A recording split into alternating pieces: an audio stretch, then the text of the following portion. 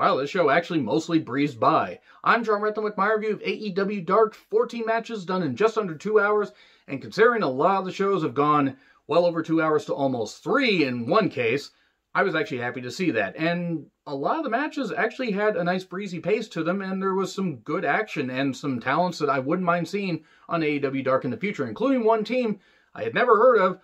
And holy shit, by the end of that match, they had really impressed me. But anyway, we have Excalibur, Taz, and Anthony Monster Go on commentary until Thunder Rosa joins commentary, and then a little bit later, Pretty Peter Avalon joins commentary. One of those was really good, and the other one was Peter Avalon. So, we have Sotera Chun, Cody Chun, who took on Ricky Starks, and Will Hobbs was in Starks' corner. Hobbs does not fucking care about zippers, apparently. A little something for the ladies. Ricky Starks is a big goddamn signing. AEW really was smart to snatch him up. And Cody, I've loved Cody at various indie shows in Washington State. The guy's a huge star in the making. And for only wrestling for just a few years, I believe like 3 years in his career, I've seen him wrestle probably on the indies for the last 2, and he's really goddamn good. And him and Starks had a nice little match here. Cody got in some good strikes. And Starks with, he has the persona, he has the charisma, he has the promo, he has the wrestling ability. He had a hell of a spear here, 1, 2, 3. He has various finishers that he can hit you with. Rochambeau, the spear. They need to give him a submission finisher, and then he'll be the complete package in the ring. But Ricky Starks, seriously, he's great, and please, I hope that AEW keeps bringing back Cody. He fucking deserves it. I can't wait to see. The sky is the limit for both of these guys, but seriously, I'm so goddamn happy as somebody I've seen on the indies and from my state, you know, he's gained the opportunity. Taz did say at one point, though, he trains in Washington State. A lot of weird people up there. He's not goddamn wrong, because I'm a weird person in Washington State. We then get Baron Black versus Brandon Cutler. Baron Black has impressed me more and more since he's gotten more of a chance to shine. And some of the tag matches, he really didn't get that much of a chance. He did do some good shit here with Brandon Cutler, though. Nice inverted atomic drop off the ropes that Cutler kind of no-sold a little bit later. And then Anthony says he turned into a Ken doll. That was kind of funny. But Baron did get in some good shots. Would like to see him featured more. And Cutler hit a diving elbow, 1, 2, 3. We then get Kylan King versus Akaroshita. Well, yes, the AEW Women's Champion being featured on Dark and not on Dynamite is kind of fucking bullshit.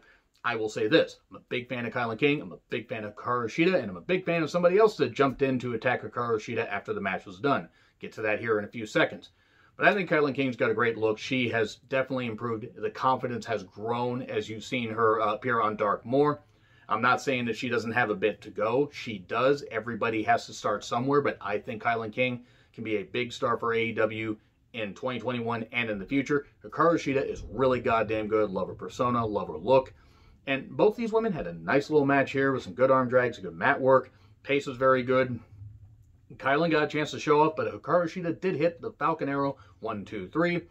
And then Abaddon attacked and laid out Shida. And look, you look at Abaddon, she's like, what, 1920? I mean, and I'm not talking the year 1920, though she could have been in silent films. That would have been fucking scary. But she is, you know, she's got a great persona. Her and Akaroshita, rather, will have a great goddamn feud. And Kylan King feuding with either of these two women sometime in the middle to near the end of 2021, I'm all for. Honestly, the women's division, just focus on featuring the women a little bit more on Dynamite. Don't have matches go 15 to 20 minutes. And just feature a few more matches and you might actually grow your women's division. Just fucking do that.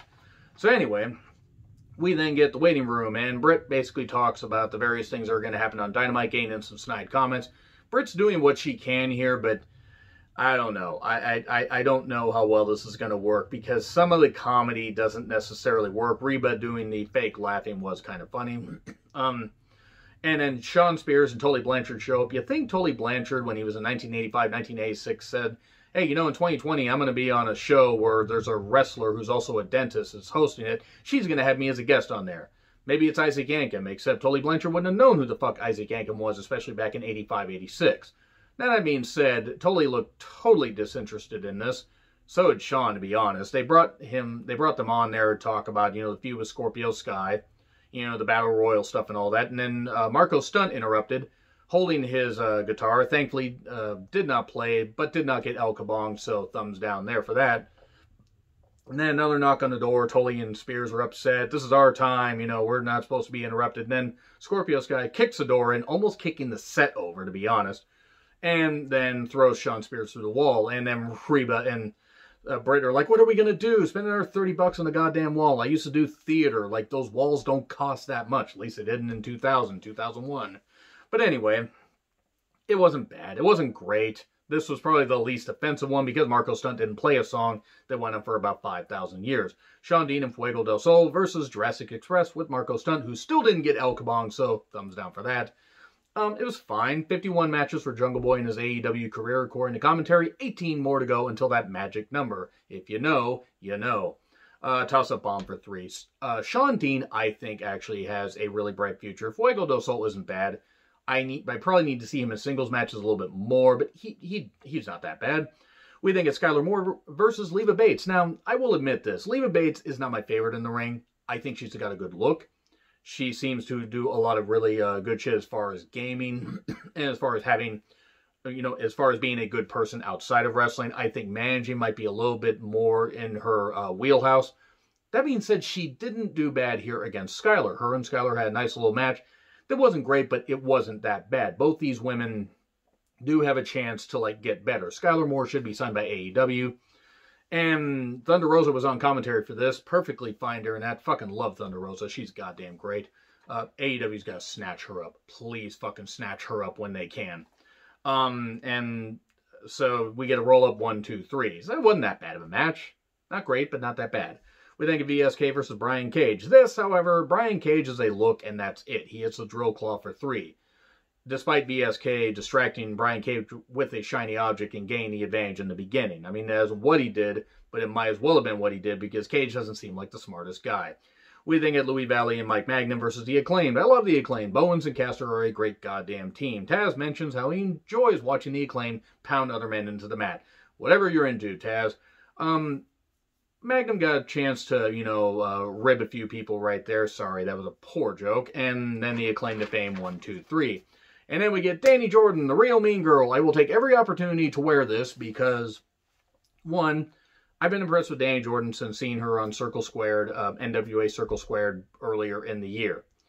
And I was like, oh, she's a mean, oh, hey, cool. All right, she's got a good look. Hey, she's that young. Hey, she's into wrestling. That's great. Cool. Let's see how good Danny Jordan is. She's a Mean Girls fan. Okay, I'm fucking in.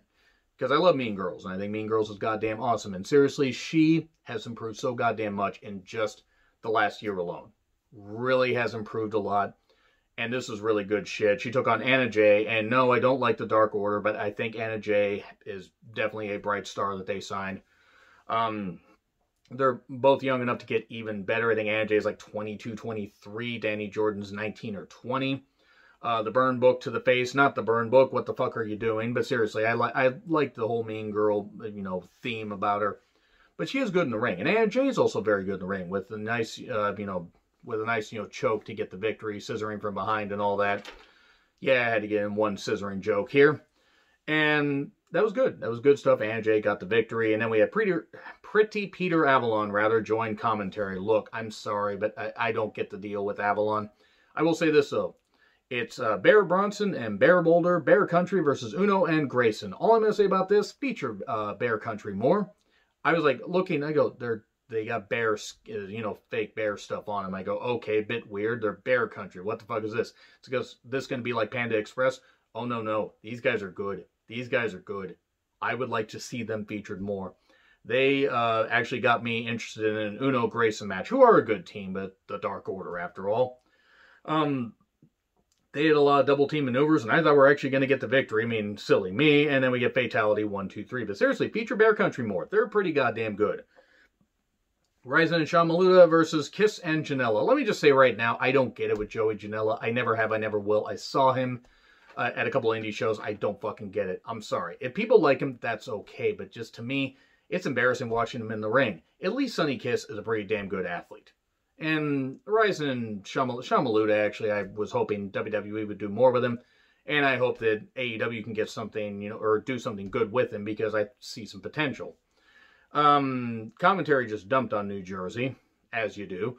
And we get a split leg off the top 1, 2, 3. And then we get Freya the Slayer versus Ty Conte. not bad. Tay, I think, sorry.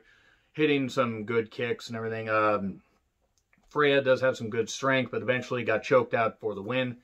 Nice little match. Not that bad. Danny Limelight versus Matt Seidel. This is some pretty good stuff.